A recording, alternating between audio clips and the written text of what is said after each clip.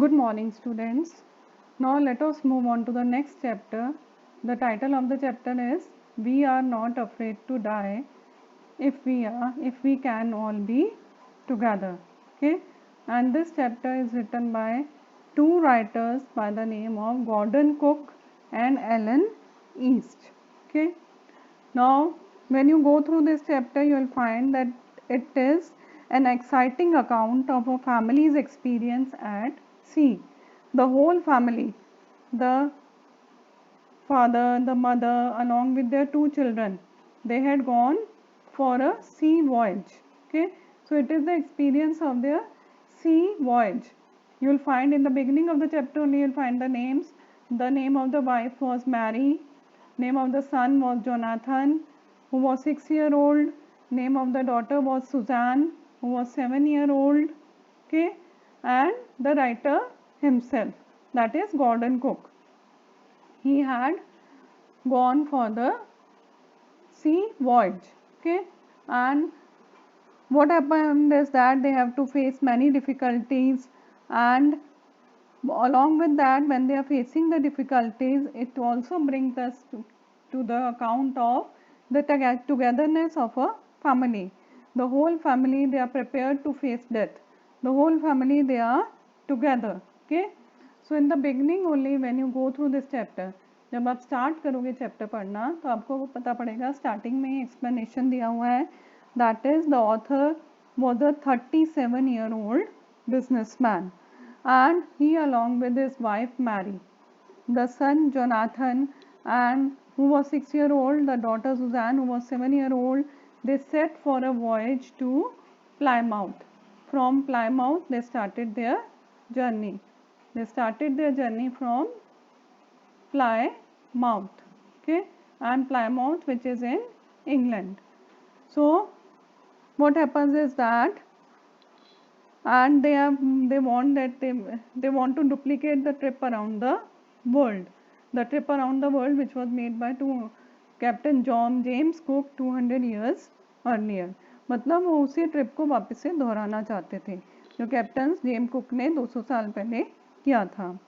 और from the past 16 years they had been thinking about it. The writer had been thinking about it. उसको बहुत इच्छा थी. 16 साल से वो इस बारे में सोच रहा था और उसने पूरा समय किसमें यूज़ किया था. पूरा उसका जो फ्री टाइम होता था, लेजर टाइम यानी जो भी फ्री टाइम होता था, for honing the seafaring skills. Honing the seafaring skills मतलब sea, how to go into the sea, how to face the rough weather. मतलब जब आप सी वॉयज पे जाते हैं तो आपको क्या क्या फेस करना पड़ता है और कैसे उसमें से बाहर निकलना. तो इस सब के बारे में वो सीख रहा था पिछले 16 साल से. Then there boat, the name of the boat is given, that is Wave Walker. Wave Walker था उनकी बोट का नाम, and it was a 23 metre 30 tonne wooden hulled beauty. That is, it was made up of wood, and it had been professionally built, and the writer along with the other people, they had spent so a lot of time.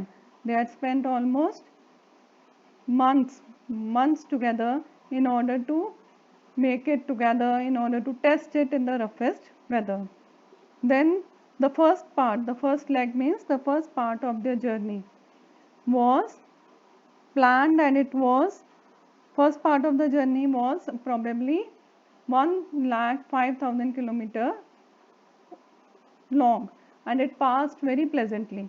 मतलब starting में तो उनकी journey बहुत अच्छे से निकली. 1,05,000 kilometre का distance उन्होंने अच्छे से पास कर लिया. They went from west coast of Africa to Cape Town. फिर उसके आगे उन्होंने आगे बढ़ने से पहले दो क्रूमैन, दो हेल्पर्स उन्होंने साथ में ले लिए जो थे अमेरिकन लैरी विजिल और स्विट्ज़रलैंड का हर्ब सिजलर. और उसका क्या कारण था? To help us to tackle one of the world's roughest seas, the southern Indian ocean. क्योंकि उनको पता था कि इंडियन ओशन जो है वहाँ पे वेदर बहुत ख़राब मिलने वाला है उनको. It was known to be the roughest sea, one of the world's roughest seize.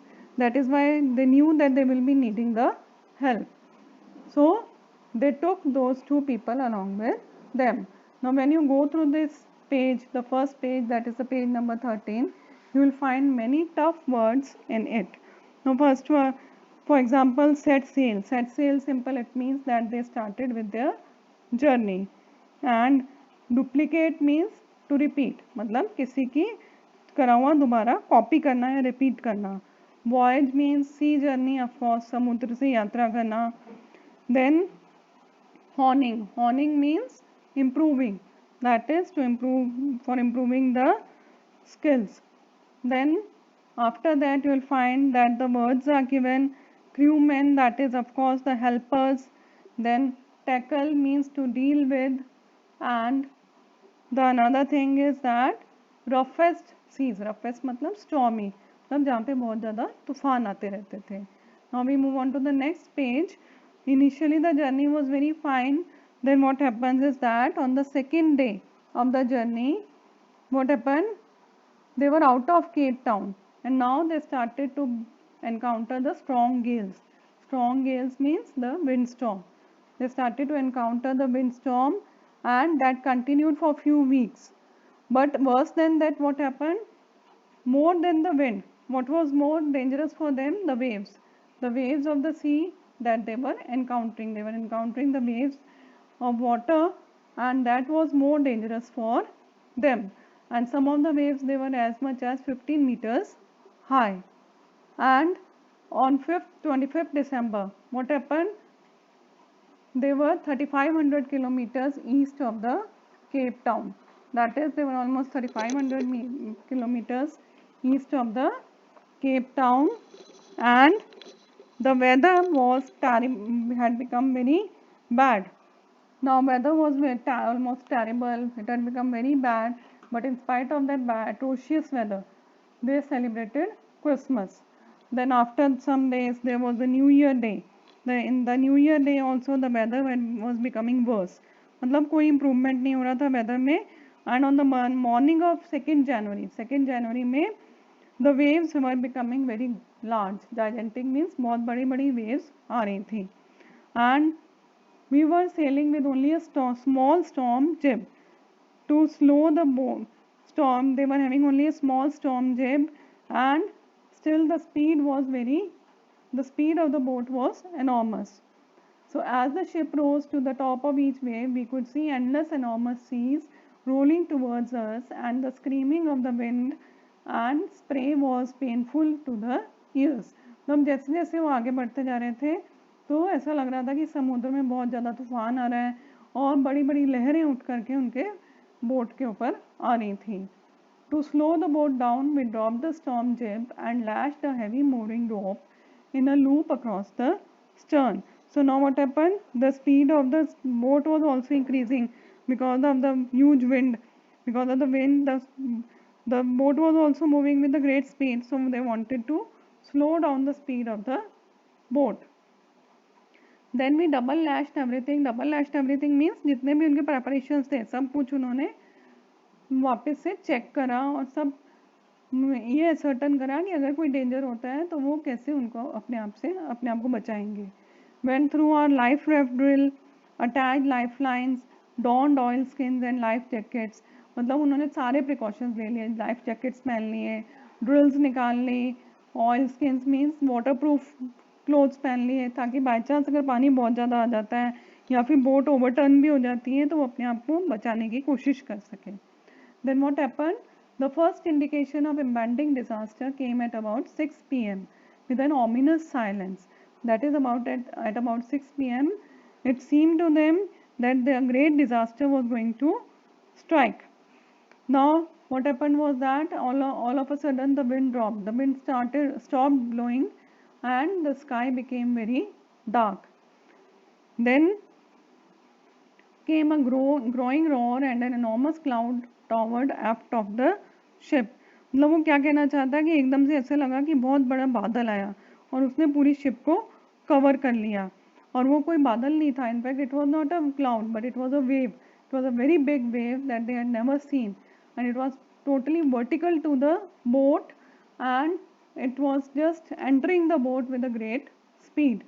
The roar increased to a thunder. The stern moved up the face of the wave and for a moment I thought we might ride over it. तो एकदम से उसको writer को लगा कि हम शायद इससे आगे निकल जाएंगे लेकिन ऐसा नहीं था. एकदम से बहुत तेज एक्सप्लोजन हुआ and it shook the deck of the ship and a lot of water it came inside the ship and even the head of the writer, as he was steering the wheel of the ship, the head of the writer smashed on the wheel and he found that he was just over the board and singing. It found that totally it was submerged in water and maybe he himself was sinking in the waves. I accepted my approaching death. उसको लगा कि अब तो मरने ही वाले हैं और उसके बाद वो बेहोश हो गया और बेहोश होने के बाद उसको कुछ भी एहसास नहीं था. Unexpectedly my head popped out of the water.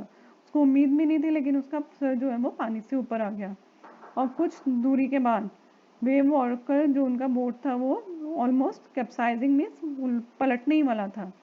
Her mast almost horizontal then a wave hurled her upright. एक दूसरी वेव आई जिसकी वजह से वो फिर वो सीधा हो गया. Then the writer also became conscious. उसको होश आ गया and he tried to grab the guard rails. Guard rails means जो रेलिंग लगी हुई थी उसके साइड पे उसको पकड़ करके उसने खड़े होने की कोशिश करी. फिर उसके बाद फिर वेव्स आई और उसको जैसे एक डॉल होती है, एक कपड़ों की बनी हुई डॉल होती है, उस तरह से उसको इधर से उधर पलट रही थी वो waves. My left ribs crack, मतलब उसकी पसलियाँ टूटने लगी और उसके मुंह में ब्लड था. It's teeth were broken. somehow I found the wheel lined up the stern for next wave and hung on. फिर भी उसने हिम्मत नहीं छोड़ी. He went to the steering wheel and wanted to guide the ship ahead. Then water everywhere. I could feel that the ship had water below, but I dared not abandon the wheel to investigate. Water everywhere ये एक famous saying है. It is taken from a poem of Samuel Coleridge and what is means that the whole boat was filled up with water. लेकिन वो कहता है कि फिर भी मैं जाकर के इन्वेस्टिगेट नहीं कर सकता था कि कितने जगह पानी भर गया है, कितना पानी भर गया है, क्योंकि मैं स्टीयरिंग व्हील को छोड़ने की हिम्मत नहीं कर सकता था. So these are the two pages that I have explained to you. It is a little typical chapter where you will find many difficult words and you have to find out the meanings of those words from the dictionary if you want to understand it in a proper manner. Okay, I hope you have understood these pages. We will continue with the explanation tomorrow.